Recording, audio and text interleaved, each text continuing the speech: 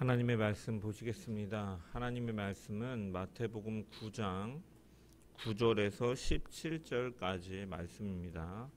마태복음 9장 9절에서 17절까지의 말씀입니다. 제가 하나님의 말씀을 봉독합니다. 예수께서 그곳을 떠나 지나가시다가 마테라 하는 사람이 세관에 앉아있는 것을 보시고 이르시되 나를 따르라 하시니 일어나 따르니라. 예수께서 마태의 집에서 앉아 음식을 잡수실 때 많은 세리와 죄인들이 와서 예수와 그의 제자들과 함께 앉았더니 바리새인들이 보고 그의 제자들에게 이르되 어찌하여 너희 선생은 세리와 죄인들과 함께 잡수시느냐. 예수께서 들으시고 이르시되 건강한 자에게는 의사가 쓸데없고 병든 자에게라야 쓸데있느니라.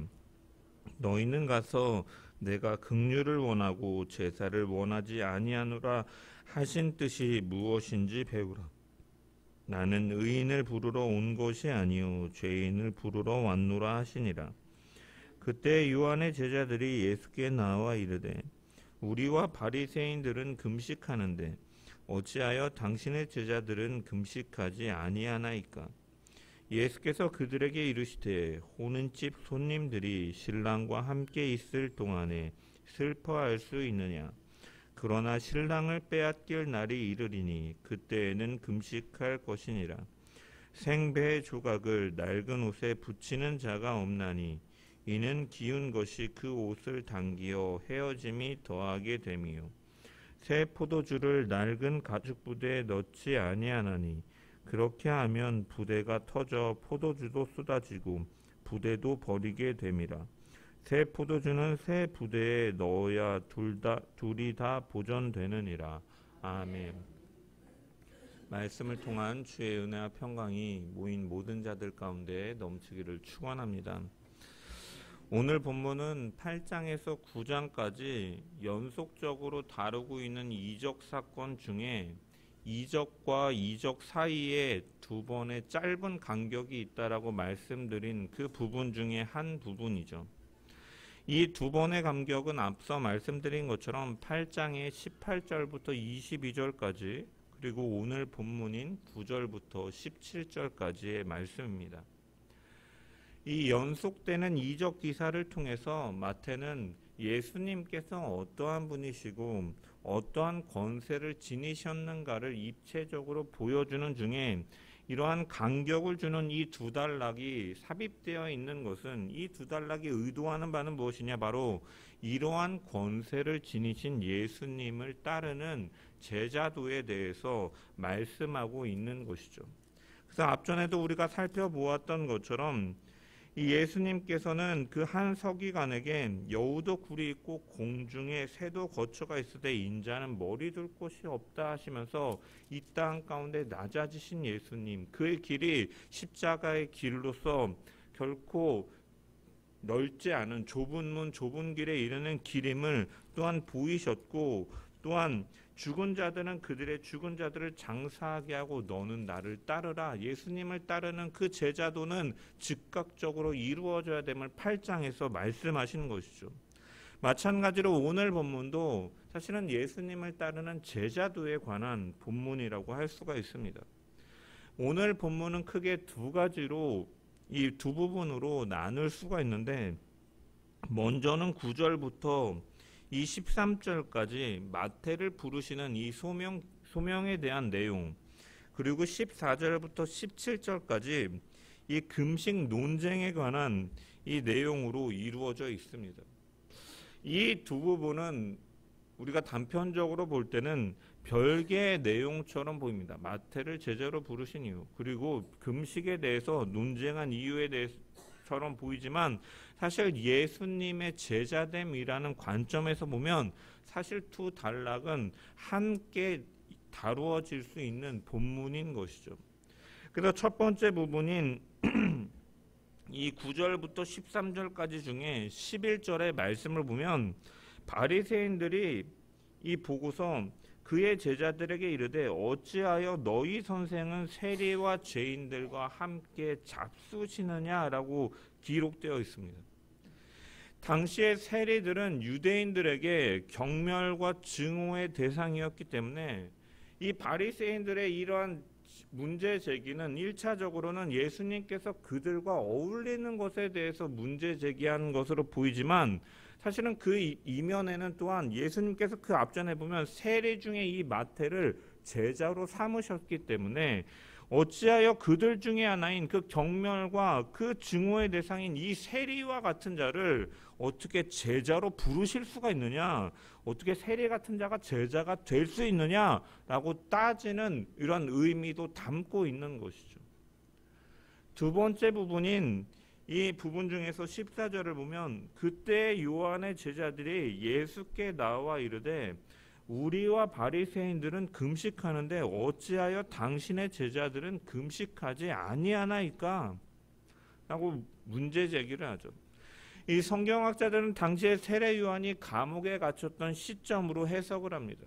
따라서 자신들의 스승은 감옥에 갇혀 있고 자신들은 그런 위기감 속에서 이 자신들의 경건함을 위해서 금식하고 있는데 또한 바리새인들조차 하다못해 금식하고 있는데 왜 당신의 제자들은 그렇게 하지 않습니까? 라고 문제를 제기하는 것이죠. 어떻게 금식도 하지 않고 그저 먹고 마시기를 즐겨하는 자들과 같은 그러한 자들이 예수님의 제자가 될 수 있습니까? 예수님의 이 제자에 관련된 내용으로서 사실은 이 금식 논쟁이 벌어지고 있기 때문에 이 마태의 소명 그리고 뒤에 나오는 금식 논쟁은 예수님의 제자됨이라는 이런 주제로 한 카테고리로 분류할 수가 있는 것이죠. 그래서 이제 본문을 조금 더 자세히 살펴보면은 9절에 이렇게 기록되어 있습니다. 예수께서 그곳을 떠나 지나가시다가 마테라 하는 사람이 세관에 앉아 있는 것을 보시고 이르시되 나를 따르라 하시니 일어나 따르니라. 여기 떠나 지나가시다가에 해당하는 이 헬라어 카이파라곤이라는 말은 이 새로운 장소로 이동할 때를 나타내는 말이기도 하고 본문에서는 이 말이 이제 장면의 전환, 앞서 있었던 중풍병자를 고치는 사건에서 이제 장면이 전환되는 것을 강조하기 위해서 사용한 표현입니다. 예수님께서는 죄사함의 권세를 지니신 분으로서 이 중풍병자에게 너의 병이 나을 것이다. 네 침상을 들고 가라라고 말씀하시기 이전에 너의 죄가 사하여졌느니라 죄사함을 받았느니라 라고 선언하셨죠. 그와 그의 친구들의 믿음을 보시고 그리고 나서 그의 중풍병을 고치심으로 말미암아 그러면서 죄의 용서를 먼저 선언하시고 병을 고치심을 통해서 죄사함의 권세가 바로 자신에게 있다라는 것을 입증하시고 선포하신 것입니다. 그리고 이어지는 장면의 전환 속에서 세관에 앉아있는 마태를 보시고 나를 따르라 예수님은 말씀하고 계시죠. 실제로 그 죄인을 용서하실 수 있는 죄사함의 권세를 지니신 분께서 실제로 그 당시에 죄인으로 여겨졌던 이 세리인 마태와 교제함을 통해서 구체적으로 이 죄 용서의 본을 보여주고 계신 것이죠.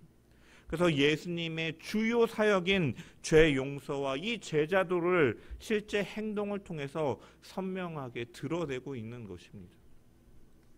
예수님께서는 세관에 앉아있는 마태를 부르셨습니다. 여기 마태를 부르셨다라는 본문과 이 병행되어지는 이 성경인 마가복음 2장을 보면은 그의 이름이 레위라고 기록되어 있습니다. 그런데 그 마가복음 3장에 보면 바로 이제 예수님의 12제자의 이름이 나오는데 거기에는 또 마태라고 기록이 되어 있습니다.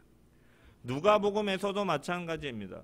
예수님께서 그를 부르시는 장면이 기록된 누가복음 5장에도 보면 예수께서 나가사 레위라 하는 세리가 세관에 앉아있는 것을 보시고 나를 따르라 하시니 라고 이렇게 기록되어 있습니다. 그래서 이런 차이에 대해서 혹자는 복음서 기자들이 이 마데테스, 이 제자라는 단어를 이 맞다이온 마태로 잘못 옮기는 중에 잘못 기록한 것이다라고 주장하는 사람도 간혹 있습니다. 하지만 일반적으로 우리가 이 차이를 보는 것은 마테나 레위는 모두 한 사람을 가리키는 두 개의 이름이라고 보는 것이죠.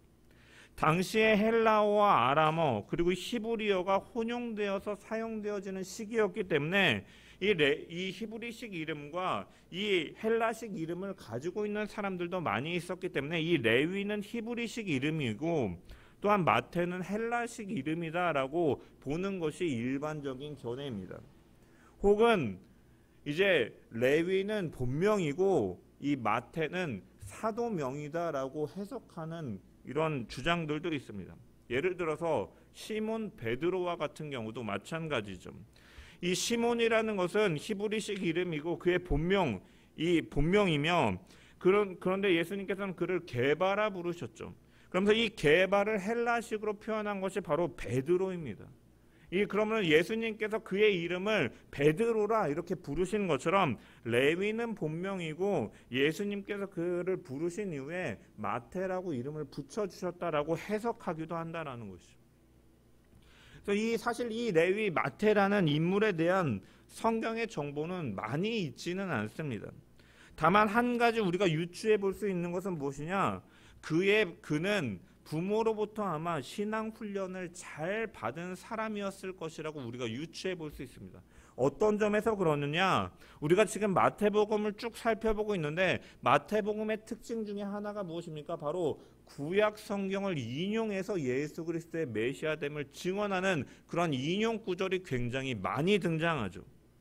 그것은 왜 그러냐? 이 마태복음이 1차적으로 유대인들을 대상으로 기록하였기 때문에 유대인들에게 익숙한 구약 성경을 인용하는 것이기도 하지만 또한 이 마태가 구약 성경을 잘 알고 있기 때문에 그것에 대해서 인용할 수 있는 것이죠. 그래서 이 마태가 인용하는 부분들을 보면 이 율법서인 모세오경부터 해서 예언서, 성문서를 망라해서 인용함을 통해서 예수 그리스도가 구약의 예언의 성취임을 드러내는 것이죠. 그래서 이것을 통하여서 마태는 아마 어려서부터 철저하게 율법 교육을 받은, 그래서 율법에 대한 많은 지식을 가지고 있는 자였다라고 성경학자들은 유추하는 것입니다. 거기서 여러분 거기다가 이 레위라는 이름 자체도 연합한 자라는 뜻을 갖고 있죠. 그래서 그 레위 지파가 이 성전을 섬기며 제사장의 직분을 감당하는 지파였지 않습니까? 마찬가지로 이 부모가 그의 이름을 지을 때 하나님과 함께하며 하나님을 위해 크게 쓰임 받으라는 그러한 소망 가운데 그의 이름을 붙였고 신앙적 훈련을 하였기 때문에 그가 이러한 많은 율법에 대한 지식도 갖고 있지 않았겠느냐 우리는 바라볼 수 있는 것이죠. 그런데 그러한 자가 사람들에게 경멸의 대상인 세리가 된 것이죠. 세리는 로마 시대에 생겨난 특수한 직업입니다. 로마는 광대한 이 식민지를 가지고 있었기 때문에 이 식민지에서 세금을 효율적으로 걷어들이기 위해서 로마 정부는 현지인들을 그 일을 하는 일에 고용해서 세금을 부과하고 수고 많은 일들을 하기 위해서 세리를 세웠습니다. 문제는 이들이 이 로마의 감독자들이 요구하는 액수보다도 더 많은 세금을 가난한 유대인들에게 부과하고 착취함을 통해서 남는 차액을 자신들의 사적인 재산을 불리는데 사용하였던 것이죠. 그러한 악한 일들이 수많이 벌어졌기 때문에 그로 인해서 이들은 사회적으로 멸시를 받는 대상이었다는 거예요. 거기다가 이들은 종교적으로도 배척을 받는 대상이었습니다.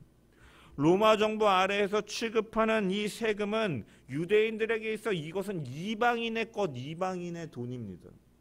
그리고 이방인들과 관계를 맺으면서 해야만 되는 일인 것이죠.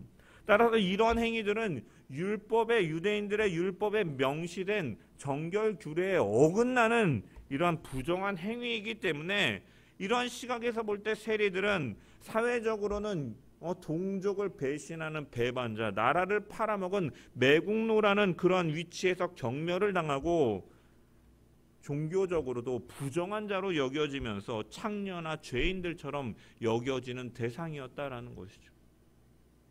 그래서 마태라는 이름을 우리가 뭐 히브리식 헬라식 이름 혹은 이 본명과 사도명으로 이해할 때 예수님을 따르게 된 이후에 사도명으로 이해하게 될 때 마태복음에서 자신의 이야기를 마태복음을 마태가 기록했지 않습니까? 근데 자신을 레위라고 기록하지 않고 마태라고 한 것은 아마도 예수님 만나기 이전에 자신의 삶이 너무나 부끄러웠기 때문에 예전에 자신의 욕심과 이기심 속에서 동족을 배신하고 그렇게 추악하고 더러운 행위를 벌인 자신을 기억하고 싶지 않았기 때문에 다 이렇게 레위라고 기록하지 않고 마태라고 기록한 것이다라고 해석하는 설교가들도 있습니다. 어찌됐든 예수님께서는 그러한 마태를 향해서 이르시되 나를 따르라 말씀하셨고 이 말씀을 들은 마태는 일어나 따르니라 라고 기록되어 있습니다. 세관에 앉아있는 세리 마태를 예수님께서는 부르시고 마태는 즉각 순종하여 예수님을 쫓은 것이죠. 마태가 마태복음을 기록하였기 때문에 이 일을 직접 경험한 당사자이기 때문에 이 일에 대해서 좀 더 상세하게 설명할 수 있었음에도 불구하고 이 소명에 대해 마태는 이 9절에 정말로 짧은 문장으로 기록하고 있는 것이죠. 이렇게 짧게 기록한 이유는 무엇이냐? 바로 이 말씀을 대하는 독자들에게 이 일이 순식간에 이루어진 일이다라는 사실을 강조하기 위해서 강력하게 시사하면서 제자는 예수님의 의지와 부름 앞에 즉각적으로 순복해야 함을 효과적으로 전달하기 위해서 이렇게 표현하고 있는 것입니다. 이러한 성격은 이 짧은 원문을 이 의도성을 가지고 교차대구 구조로 이루어진 것을 통해서 우리는 더욱더 선명하게 발견할 수가 있습니다. 여기 한글 성경으로 번역된 나를 따르라 하시니 일어나 따르니라 라고 번역된 부분을 원어로 살펴보면 먼저 한 가지가 생각되어 있는데 가장 뒤에 3인칭 남성 단수 이 역격 대명사인 그 아우토 그에게라는 말이 빠져 있습니다. 그래서 그것까지 넣어서 이 구조를 분석해 보면은 먼저 아우토 그에게 그 다음에 아콜루데이 모이 나를 쫓으라 그 다음에 중간에 메시지 카이 아나스타스 일어나 그리고 다시 이 아까 아콜루데이 모이 나를 쫓으라와 또 평행이 되어지는 에콜루덴센 쫓으니라 그리고 아우토 그를 이러한 교차대구를 평행하면서 이루어져 가고 가운데 카이 아나스타스 일어나라는 부분이 중간에 이렇게 메시지로 이러한 구조를 이루고 있습니다. 그래서 먼저 이 아우토가 앞과 뒤에 똑같이 이렇게 평행해서 배치됨을 통해서 무엇을 보여주고 있느냐?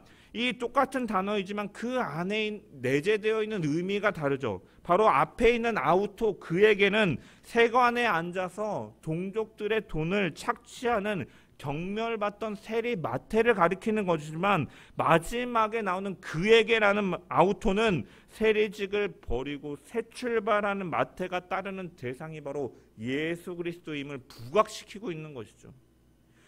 이러한 교차 대구 구조의 시작과 마지막에 이 대명사 아우토를 배치함을 통해서 독자들로 하여금 마태가 부패한 그 세리와 옛사람에서 완전히 변화될 수 있도록 결정적인 역할을 하는 이 예수님을 이 아우토로 대조시킴을 통해서 이 양자, 이 두 사람의 만남이 얼마나 이 만남이 극적인 변화를 일으키고 있는가를 강력히 보여주고 있는 것이에요. 그리고 이 교차대구의 중심부에 위치한 이 핵심 메시지가 바로 카이 아나스타스 그러자 그가 일어났다. 이 일어났다라는 말로써 이 일어났다라는 동사는 이 시제를 보면 그 뒤에 나오는 쫓으니라보다 먼저 한 단계 앞서 있는 시제로 기록되어 있습니다. 그래서 즉 본문에서 가장 강조되는 것은 이 마태가 주님께서 나를 따르라 하셨을 때 그 가운데 가장 중심부에 위치하는 것이 무엇이냐, 바로 즉각적으로 그가 자리를 박차고 일어났다라는 것이 굉장히 강조되고 있다는 것이에요, 이 구조상에서. 그래서 우리가 예수님의 음성을 들을 때, 나를 따르라 우리를 부르시고 지명하시고 제자로 우리를 세우실 때 우리에게 가장 중요한 것은 무엇이냐, 바로 즉각적으로 과거의 자리를 박차고 일어나서 예수를 따라야 된다라는 것이 이 짧은 문장 안에 담겨있는 핵심 메시지다라는 거예요. 예수님의 제자됨 가운데는, 이 마태의 소명 기사 가운데는 이러한 의미가 담겨 있다라는 것이에요. 예수님의 제자는 앞서 8장에서도 언급했지만 내가 먼저 가서 내 아버지를 장사하게 하옵소서. 아버지가 언제 돌아가실지 모르겠지만 아버지가 돌아가신 이후에 내가 주님을 따르겠습니다 하는 그에게 예수님께서는 죽은 자들이 이 장사하게 하고 너는 즉각적으로 나를 따르라 요구하시는 것처럼, 이 마태를 부르시는 장면에서도 예수님의 제자는 어떠한 자이냐, 예수님을 만나고 그분의 부르심 앞에 즉각적으로 순종하며 그분을 따르는 것이 바로 제자라고 말씀하고 있다라는 것이죠. 마태는 어떻게 예수님의 한마디 말씀에 그가 따라갈 수 있었을까요? 오늘 본문이 전하는 일이 벌어진 곳은 가버나움이고, 이곳은 앞단락에서 예수님의 본 동네라고 언급하고 있습니다. 예수님께서는 이제 나사렛 지방을 떠나시고 이 가버나움에 거하시면서 거기서 세금을 내시면서 이제 생활하셨기 때문에 성경은 본 동네라고 증언하고 있는 거죠. 그렇다면 마태는 이미 여러 차례 예수님이 지나다니시는 것을 아마도 목촉했을 것이고, 예수님에 관한 이야기들을 듣고 있었을 것이고, 예수님께서 산에서 하신 산상수훈을 비롯해서 그가 선포하시는 복음을 전해 듣고 있었을 것입니다. 거기다가 온 동족으로부터 경멸을 받는 세리의 신분이긴 했지만 그의 내면 한 구석에는 아까 말씀드렸다시피 이 마태라는 인물은 부모로부터 받은 신앙의 훈련과 그런 교육이 자리 잡고 있었기 때문에 이것에 따라서 그는 이 일을 하면서도 한편으로는 그 일에 대한 회의와 수치심이 있었을 것이고, 또한 그렇기 때문에 이것보다 가치 있고 보람 있는 일을 하고 싶어하는 갈망이 자리 잡고 있었을 것이죠. 이러한 그를 향해서 예수님은 찾아가신 것이죠. 그리고 그를 부르시고 변화시켜 주시는 것입니다. 그의 마음의 갈망을 알고 계셨기 때문에 그에게 다른 설명 없이 이러이러하니 너 나를 따르지 않을래? 라고 말씀하시는 거예요. 이미 내면의 모든 것을 꿰뚫어 보고 계신 분이시기 때문에 주님은 마태를 향해서 나를 따르라 그 한마디 말씀만 던지셨으며, 그 주님의 음성을 들은 그는 즉각적으로 그 음성 가운데는 그 자리를 떠날 수 있는 힘과 은혜로서 마태에게 주어졌기 때문에 그는 즉시 일어나 주님을 따랐던 것이죠. 그래서 믿음도 은혜인 것이죠. 은혜로서 주어지는 게 바로 믿음인 것이죠. 바리새인들은 예수님께서 이 세리들과 어울리시는 것을 보고 비난합니다. 이에 예수님께서는 12절에서 13절에 건강한 자에게서는 의사가 쓸데없고 병든 자에게라야 쓸데가 있느니라. 나는 의인을 부르러 온 것이 아니요 죄인을 부르러 왔노라라고 말씀하고 계십니다. 이것은 한편으로는 바리새인들을 향한 대답이기도 하고, 한편으로는 세리의 지난 세월과 그 삶의 수치심과 그 회의 속에서 과연 나 같은 자를 예수님께서 받아주실까 하는 불안한 마음을 잠재워 주시기 위해서 마태를 향해 던지신 따뜻한 주님의 음성이기도 한 것이죠. 예수님은 그분 앞에 자신의 삶을 진지하게 성찰하며 부끄러운 마음을 갖고 있던, 그런 갈망하던 마태를 찾아와서 그를 변화시켜 주시고 그가 진정으로 바라던 삶을 살 수 있는 용기와 힘과 믿음을 더하여 주신 것이죠. 그래서 주님을 통하여서 그는 완전히 다른 삶을 살게 되어진 것입니다. 과거의 자신을 버리고 새로운 사람으로 살아갈 수 있도록 주님께서 그렇게 하셨다라고 마태는 이 마태복음 9장 9절에서 그렇게 고백하고 그 문장의 구조 속에서 그는 신앙의 고백 속에서 이렇게 표현하고 있는 것입니다. 우리도 마찬가지입니다. 우리 속에 아무리 선한 갈망이 있다 해도 우리의 힘으로 우리의 인생을 살아가려 할 때는 우리는 옛사람에게서 벗어날 수가 없습니다. 하지만 우리가 어떻게 변화될 수 있는, 사람은 고쳐 쓰는 거 아니라는 말이 있는 것처럼 정말로 사람의 의지로는 변할 수 없는 존재가 바로 사람이지만 변할 수 있는 것은 바로 주 안에서 사람은 변한다.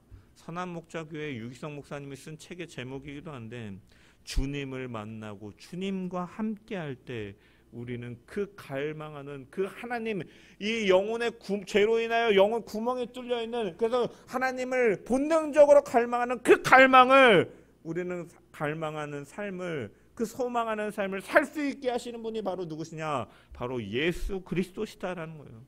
그래서 예수님을 통해서 하나님을 기쁘시게 하는 삶을 살아갈 수가 있고, 우리의 삶 가운데 기쁨과 평안이 가득한 삶을 살아갈 수 있게 변화되는 줄 믿으시길 소망합니다. 그 주님은 우리를 향해 말씀하고 계시죠. 마태처럼 나 같은 세리가 주님의 제자가 될 수 있을까? 일망의 그러한 망설임과 어떻게 보면은 그러한 걱정 속에 그걸 하고 있는 것처럼 나 역시도 나같이 엉망인 사람이, 나같이 성질이 더러운 사람이, 보잘것없는 나 같은 사람이, 비천한 사람이 하나님 앞에 무엇보다도 죄로 인하여 원수된 내가 어떻게 구원을 받고 예수 그리스도의 제자가 될 수 있겠느냐? 그러한 자들을 향해서 하나님의 의로우심 앞에서 자신의 죄인됨을 바라보며 애통해하는 자들을 주님은 외면하지 않으시고 바라보시며 너는 나를 따르라 말씀하시고, 나는 의인을 찾아 스스로 의롭다 여기는 자를 위하여 내가 온 것이 아니라 나는 죄인들을 부르러 왔노라 말씀하시면서 우리를 위해서 오셨음을 주님은 오늘 본문에서도 밝히 보여주고 계신 줄 믿습니다. 이 주님을 아직 인격적으로 만나지 못해 옛사람의 삶을 살아가고 있는 자들이 있다면 우리를 회복시키시는 주님을 만나서 그 자리에서 일어나 주님을 따르는 삶으로 변화가 되고, 이미 주님을 만나 변화된 자들은 더욱 힘차게 제자의 삶을 살아가는 우리 모든 자들 되기를 주의 이름으로 간절히 축원합니다. 예수님의 제자된 마태는 그의 직업상 이 돈을 계산하고 세금을 부과하고 징수하는 일이었기 때문에 기록하는 일, 보관하는 일에 굉장히 익숙했던 사람입니다. 또한 이방인들을 상대해야 되기 때문에 여러 언어를 구사할 수 있는 능력을 가진 사람이었죠. 그는 그러한 재능을 이전에는 자신을 위해서만, 이익만을 위해서 사용했지만 예수님을 따르게 된 이후에는 그는 예수님의 말씀과 그의 행적과 하나님 나라의 복음을 전하는 그 일에 그의 재능, 그의 달란트를 바쳐서 사용하게 됨을 우리가 볼 수가 있는 것이죠. 예수님의 제자는 어떠한 자입니까? 무엇을 하는 것을 하나님께서는 보시는 것이 아니라 누구를 위해 하느냐 보시는 하나님. 우리의 모든 것이, 내게 주어진 모든 은사와 재능과 나의 물질과 시간과 나의 힘과 나의 모든 능력이 바로 하나님을 위하여 쓰여지는 자가 바로 제자가 되는 줄 믿습니다. 또한 그러한 제자의 삶은 이름 없이 핏도 없이, 어떻게 보면 궁극적으로는 하나님께서 그의 이름을 높여주시겠지만 이 땅에서는 핏도 없이 이름도 없이 헌신하는 길이기도 한 것을 우리는 또한 마태를 통해 볼 수가 있습니다. 이 마태는 세금을 부과하고 여러 이방인들을 상대하기 위해 여러 언어를 사용할 만큼 그는 어떻게 보면 전문직에 종사하는 사람이었습니다. 공무원으로서 전문적인 교육을 받아야 됐고, 그는 로마를 위하여 통행세를 받아야 되기 때문에 능통하게 여러 언어를 구사할 수 있을 정도로 교육을 받은 자예요. 그래서 다른 12사도들과 비교해도 학벌이나 지적 수준은 능력 면에서는 아마 탑 티어에 가까웠을 것입니다. 하지만 여러분, 마태는 사실 성경에서 그렇게 큰 많은 기록들이 나오지 않습니다. 세리였기 때문에 재정의 전문가라고 할 수 있지만 예수님과 함께 다닐 때 회계는 누가 맡았습니까? 가룟 유다가 맡았습니다. 그리고 여러 상황에서도 이 다른 제자들은 나서서 말하고 행동할 때 마태는 어떤 말을 했다라는 기록이 별로 없어요. 그것은 무엇을 가리키느냐? 하지만 그는 끝까지 예수님의 제자로 남은 사람이었습니다. 사도행전에 한번 그래서 주님께서 정하신 대로 따랐고 남들보다 앞서서 이 결정한 대로 조용히 협력하는 사람이었음을 우리는 유추해 볼 수가 있는 거예요.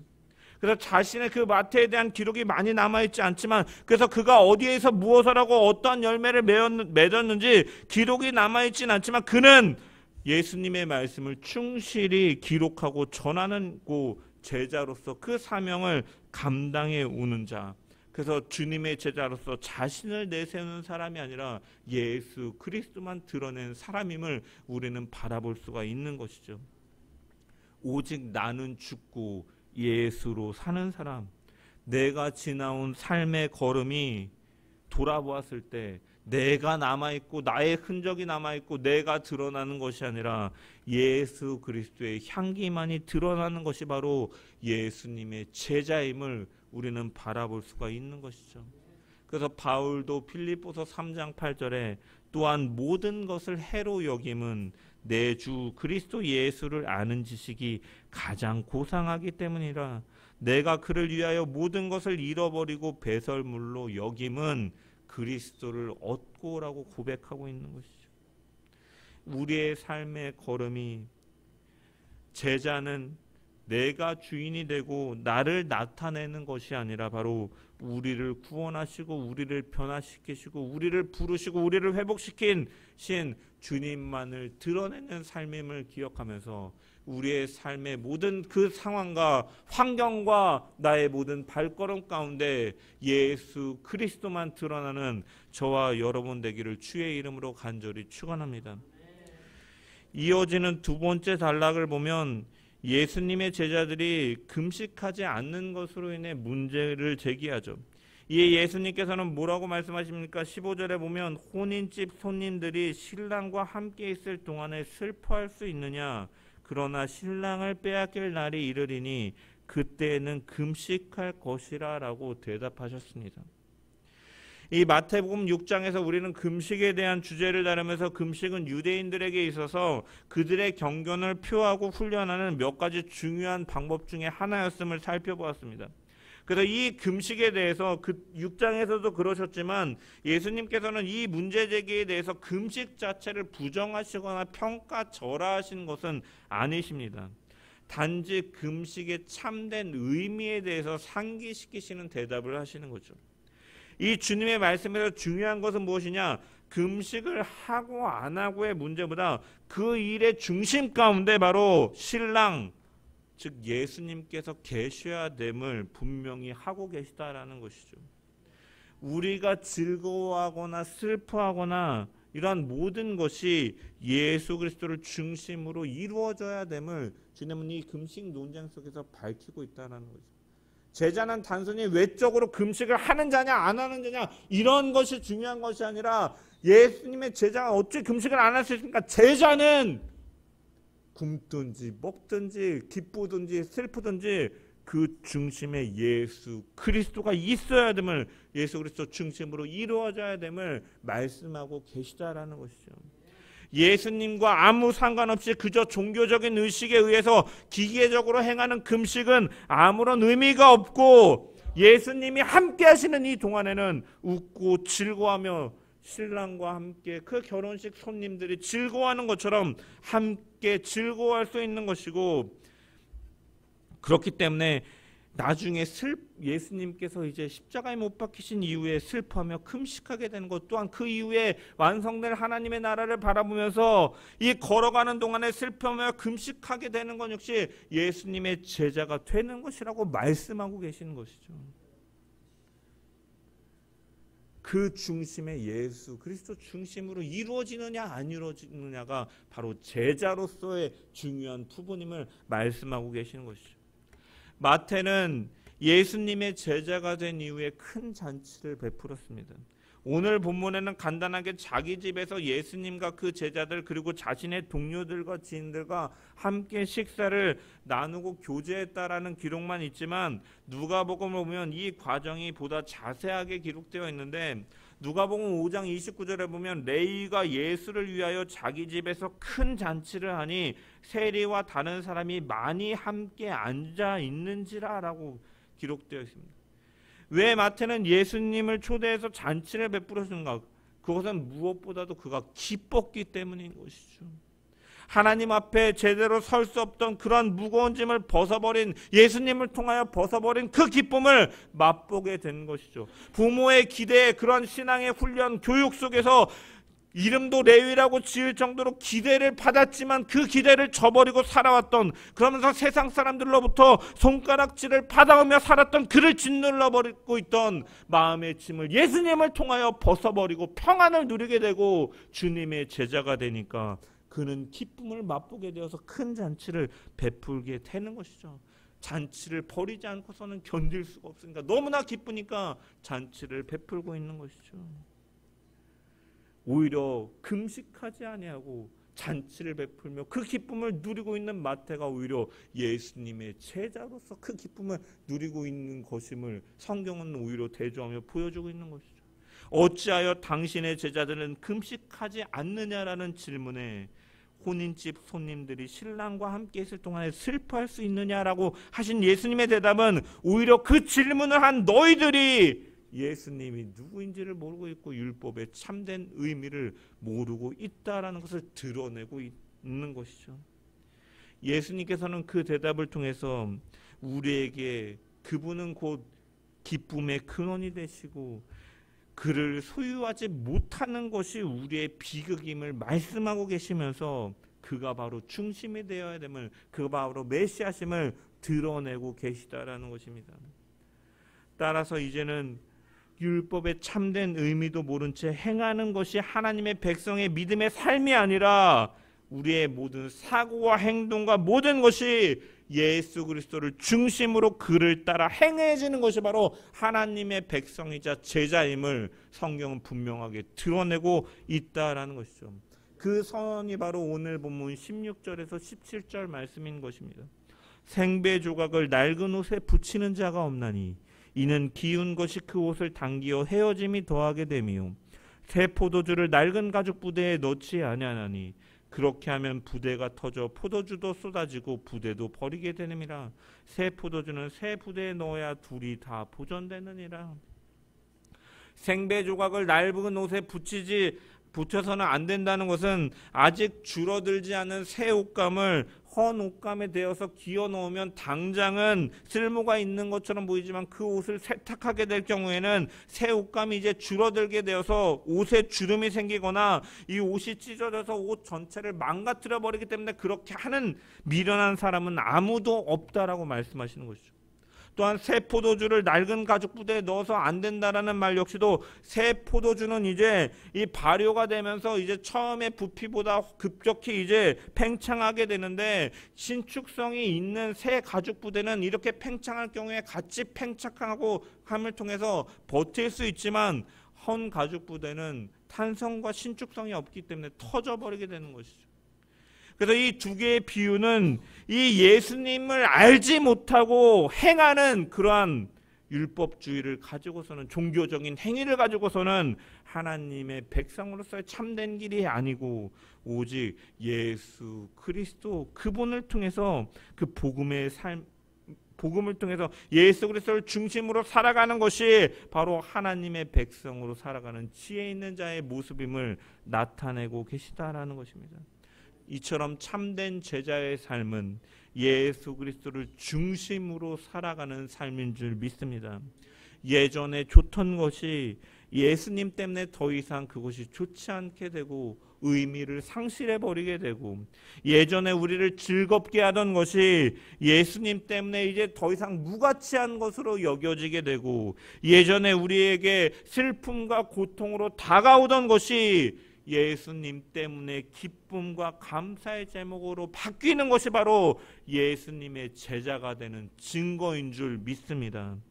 예수님을 믿는다 하면서도 아직도 예전의 옛사람의 습성과 사고와 행동과 삶의 방식을 벗어버리지 못하고 여전히 동일하게 살아간다면 생배 조각을 낡은 옷에 붙이고 새 포도주를 낡은 가죽 부대에 넣어서 다 망쳐버리고 잃어버리는 것과 같은 어리석은 일인 줄 믿습니다. 예수님은 우리를 찾아오셨고 원수되었던 우리를 부르시고 우리의 갈망하는 모든 것을 아시고 우리를 하나님 그 갈망하는 소망하는 그 삶을 살아갈 수 있도록 회복시켜 주신 분이십니다. 제자된 우리는, 하나님의 백성된 우리는 이제는 예수님을 그 나의 구주, 나의 주인으로 모시고 예수님 중심으로 살아감을 통하여서 하나님의 제자로서 이 땅을 살아가는 저와 여러분 되기를 주의 이름으로 간절히 축원합니다. 모두가 다 하나님 앞에서 죄인임을 깨달으며 예수 그리스도 안에서 하나님을 바로 알고 바로 믿고 그 갈망을 이뤄가는 그 소망의 삶으로 살아가고 세상적인 옛 사람의 방식을 벗어버리고 주님을 중심으로 하는 삶으로 살아가고 무엇보다도 내게 주어진 재능과 은사와 달란트들을 나를 위해서 쓰는 것이 아니라 이제는 하나님과 하나님 나라를 위해서 온전히 사용하는 주의 참 제자들 되기를 주의 이름으로 간절히 축원합니다.